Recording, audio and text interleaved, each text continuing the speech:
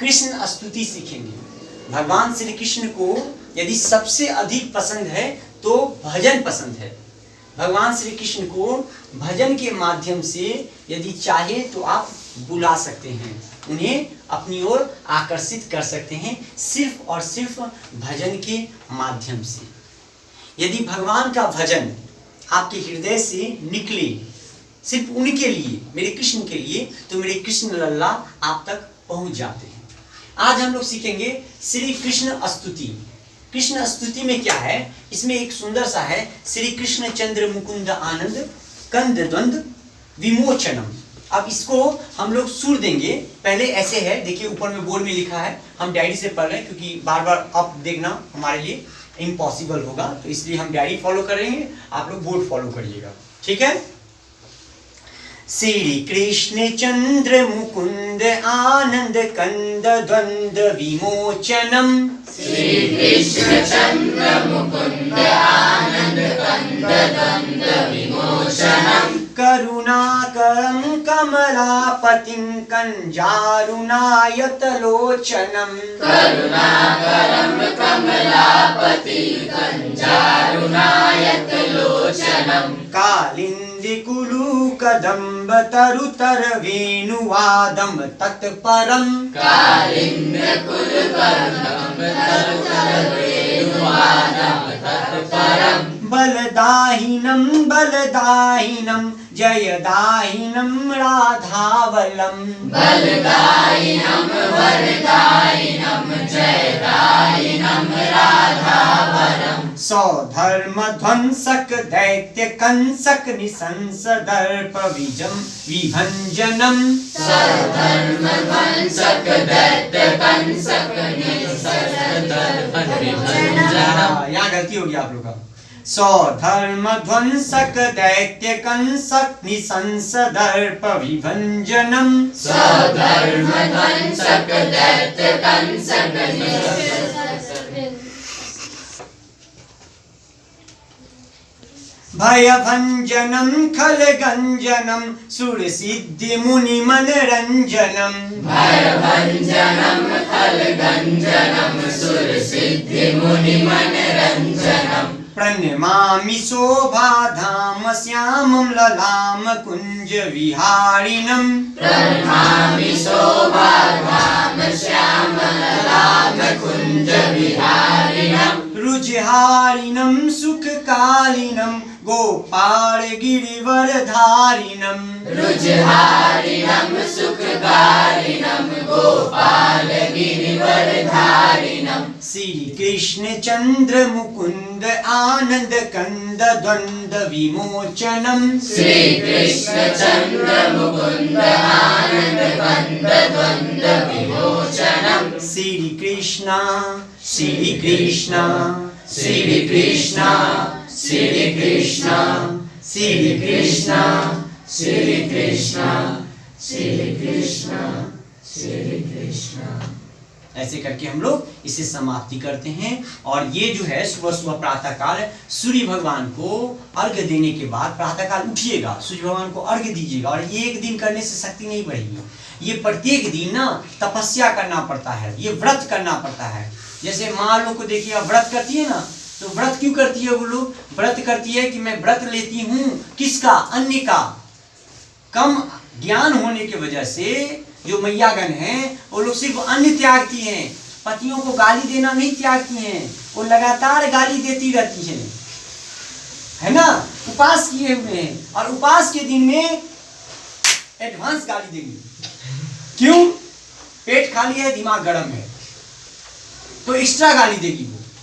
तो इनसे क्या होता है? उनका उपास व्रत टूट जाता है। उपवास के समय में हमें गालागाली नहीं करना चाहिए, अपशब्द का प्रयोग नहीं करना चाहिए। इससे क्या? इसलिए बड़े बड़े ऋषि मुनि मौन व्रत लेते थे, उपास भी करते थे और मौन व्रत भी रहते थे। ये व्रत है ना व्रत। तो व्रत का मतलब क्या होता है? अन्य त्यागना नहीं होता है। व्रत का मतलब होता है गलत चीज को त्याग देना। अब नशेड़ी गजेड़ी भंगेरी लोग देखना, ये लोग व्रत नहीं कर पाते हैं, और यदि करते भी हैं तो इनका व्रत पूरा क्यों? तो मान लो जिसे सिगरेट पीने का अभ्यास है, वो व्रत किया और सिगरेट भी पी रहा है, व्रत अन्य छोड़ दिया लेकिन सिगरेट नहीं छोड़ा जा रहा है, तो उससे व्रत नहीं होगा। इसलिए व्रत करना बहुत ही आवश्यक है सभी को। देखना खैनी खाने वाले व्यक्ति व्रत कैसे करेंगे, क्योंकि व्रत करेंगे तो उन्हें खैनी छूट जाएगा, राइट और रॉन्ग। तो इसलिए वो व्रत नहीं करते हैं। और व्रत जो करते हैं ना वो कोई नशा नहीं करते हैं, क्योंकि व्रत करने वाले व्यक्ति हैं। अब मान लो व्रत भी कर लिए, गुड़ाकुल भी रात को शाम में गुड़ाकुल ले से, नहीं तो ऐसा नहीं होता है, व्रत उसी वक्त टूट जाता है। मुंह में कोई भी चीज लेने से ही व्रत टूटता है। उसी तरह मुंह से जब गलत, गुड़ाकुल से क्या होगा मैम बोले, गुड़ाकुल से क्या होगा, और मैम और क्या बोले आप, हाँ वही क्या बोले थी, गुड़ाकुल से क्या होगा, माने हम व्रत किए तो व्रत करने के बाद गुड़ाकुल से क्या होगा, गुड़ाकुल तो कर सकते हैं ना, यही ना मैम बोली। अच्छा एक बात बताओ, व्रत क्यों कर रहे हैं, करो मत व्रत, गुड़ाकुल करते रहो। गुड़ाकुल करना अच्छा बात है कि बुरा बात है ना। तब मैम फिर व्रत क्यों कर रहे हो, अरे व्रत का मतलब ही हुआ कि हम जब जानते हैं कि गलत है, मूर्ख किसे कहते हैं, मूर्ख उसे नहीं कहते हैं जो गलत काम करता है, मूर्ख उसे कहते हैं जो हर गलत को बार बार दोहराता है, वो मूर्ख है। आई गेटिंग मैं क्या बोल रहा हूं, आप ह्यूमन हो and to err is human, मनुष्य ही गलती होता है, you can do mistake but constantly repeatedly you are doing the mistake again again again and again, इसका मतलब यू आर स्टूपिड। आप डोडो हो, आप क्या हो, डोडो, डीओ डीओ डोडो, डोडो मतलब बेवकूफ। आप कैसे डोडो हो, एक गलती बार बार करते हो, आप जानते हो गलत चीज है, नहीं करना चाहिए। एक मेरा दोस्त एक गटर के पास खड़ा हो गया, बोला यार बड़ा गंद दे रहा है, गटर के पास खड़ा है, बोला बड़ा गंद दे रहा है। हम बोले भाई गटर से हट जा, गंद नहीं देगा। नहीं यार यहाँ से नहीं हटेंगे, हमको यहाँ गरम गरम महसूस हो रहा है। हम बोले जो गरम लग रहा है वहीं से गंद आ रहा है, गटर से हट जाओ और गंद नहीं लगेगा। हम लोग भी ऐसे ही हैं, हम लोग अपने परिवार से सटे रहते हैं, जुड़े रहते हैं, झगड़ा लड़ाई होते रहता है, उस जगह से हटेंगे नहीं, भाई भाई में कटम कट करेंगे, माँ पापा से लड़ेंगे, भाई से लड़ेंगे, बहन से लड़ेंगे। अरे भाई जगह छोड़ दो, झगड़ा खत्म हो जाएगा, राइट और रॉन्ग।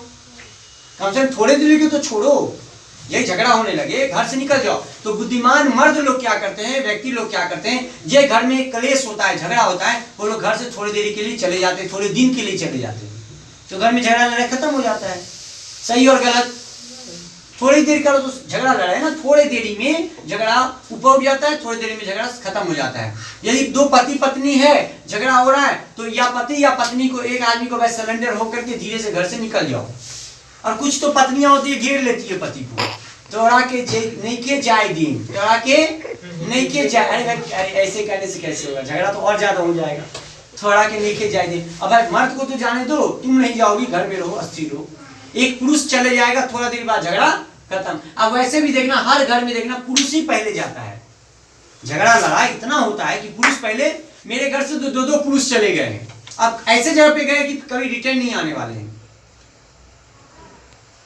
तो माँ समझदार होती है, माँ के अंदर 7 गुना शक्ति होता है पुरुष की अपेक्षा, हृदय शक्ति, सहन शक्ति, ये भगवान से गिफ्टेड है वो लोग। लेकिन फिर भी वो नहीं बर्दाश्त करेंगे, और नहीं बर्दाश्त करेंगे तो होगा क्या, तो अपने मांग का सिंदूर से वो हाथ धो बैठेंगे और गुस्सा में बोलते हैं मर जाएगा तो मर जाएगा, शमशान में जाके जल जाएगा, हमको क्या। और एक दिन वो मर जाता है। और जय पुरुष मर गया तो औरत पुरुष के बिना अधूरा है। उसी तरह जिस तरह एक पुरुष औरत के बिना अधूरा है, जैसे एक साइकिल में 2 चक्का, दोनों का बड़ा इंपॉर्टेंस है ना। तो समझदार व्यक्ति जो होते हैं, समझदार मर्द, हमें तो 2 ही मर्द, 3 ही मर्द सबसे ज्यादा समझदार दिखाई दिए। पूछो कौन कौन? एक नरेंद्र मोदी जो शादी नहीं किए, और किए भी तो छोड़ नहीं दिए, समझदार हैं। दूसरे योगी जी जो शादी की और शादी नहीं की, योगी शादी नहीं की, सॉरी। तीसरा है ये, क्या नाम इनका, अरे इनका नाम क्या है, अटल बिहारी वाजपेयी, तीसरा। और चौथा समझदार मैं स्वयं, शादी नहीं की। क्या नहीं किए? शादी नहीं। वैष्णव बनना बहुत बड़ा बात है, वैष्णव बनो, विवाह मत करो। विवाह करोगे तो झगड़ा लड़ाई होते रहेगा, माँ बाप का सेवा नहीं कर पाओगे, है ना। तो माँ बाप के सेवा के लिए, देश के समाज के कल्याण के लिए विवाह मत करो, देश का सेवा करो, माँ बाप का सेवा करो। बोलो जय श्री राधे। जय श्री राधे। ये कविता याद कर लीजिएगा, सॉरी ये स्तुति याद करिए, कविता नहीं है। हाँ ये स्तुति याद कर लीजिएगा, और सभी याद करके भगवान को हमेशा गीत गा के सुनाइएगा।